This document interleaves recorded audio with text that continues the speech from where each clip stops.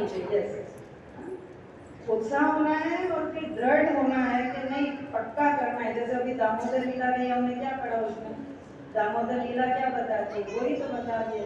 माता कृष्ण को बांध दी है रस्सी से, लेकिन वो 2 इंच छोटी पड़ती है, लेकिन माता गिव अप नहीं कर रही है। तो सुबह से शाम तक प्रयास करते रही, लेकिन गिव अप नहीं किया। उत्साह उनका कम नहीं हुआ और दृढ़ता भी उनकी कमी। आज बांधना ही है, एक निश्चय किया था, बांधना ही है, मतलब सुबह से शाम हो गई, प्रयास करती रही।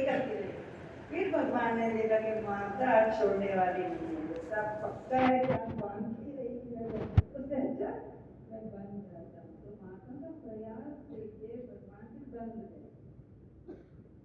तो ये प्रयास बहुत जरूरी है। हम प्रयास करेंगे तभी भगवान की कृपा होगी और तभी हम कुछ कर पाएंगे। भगवान की कृपा के बिना कुछ नहीं होता है। माता भी नहीं बांध